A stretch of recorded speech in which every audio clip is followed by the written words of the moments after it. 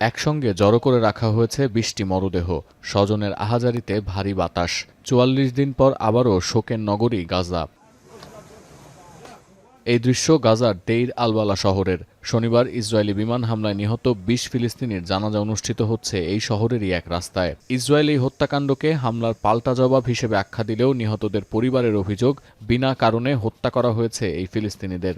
فجأة احنا مأمنين لنا فترة انه في هدنة زي ما بيحكوا كما يقال انه احنا في هدنة، هذا شاطئ ابن عمي الشهيد بيقولوا هدنة، فجأة في ثواني سمعنا صرخين، رحنا نجري على الدور لقينا منزلين من عائلتي، عائلة بشويش. حسبي الله ونعم الوكيل، لا بننتظر لا تدخل من عرب ولا مسلمين، إلنا سنتين بنذبح وبنقتل وما حدش متحرك.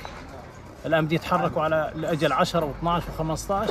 যদিও আইডিএফের পক্ষ থেকে বলা হচ্ছে, দক্ষিণ গাজায় ত্রাণ প্রবেশের পথে অনুপ্রবেশ করে তাদের উপর হামলা করে এক ফিলিস্তিনি বন্দুকধারী। এর জেরেই পরিকল্পিতভাবে গাজার সুনির্দিষ্ট লক্ষ্যবস্তুতে বিমান হামলা চালানো হয়েছে।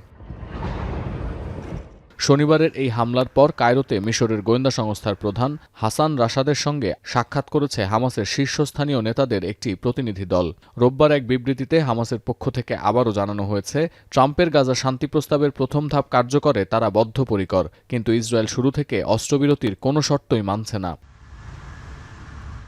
এমন পরিস্থিতিতে ইসরায়েল যুদ্ধবিরতির কোন কোন শর্ত লঙ্ঘন করছে তা নথিভুক্ত করার প্রক্রিয়া শুরুর দাবি জানিয়েছেন হামাসের গাজা অঞ্চল প্রধান ও নির্বাসিত নেতা খলিল আল হায়া। এর আগে গাজার সিভিল ডিফেন্স অভিযোগ করে এখনও পর্যন্ত ৪৩ দিনে প্রায় ৫০০ বার যুদ্ধবিরতির শর্ত ভঙ্গ করেছে ইসরায়েল। গেল মাসে কার্যকর হওয়া যুদ্ধবিরতিতে মধ্যস্থতা করেছিল মিশর, কাতার ও যুক্তরাষ্ট্র। ইসরায়েলি হামলার জেরে গতকালই এই ৩ নেতার দৃষ্টি আকর্ষণ করে হামাস। এছাড়াও রাফার ইসরায়েল নিয়ন্ত্রিত এলাকার সুড়ঙ্গে আটকে পড়া যোদ্ধাদের বিষয়েও সমাধান চেয়েছে ফিলিস্তিনের স্বাধীনতাকামী এই সংগঠনটি।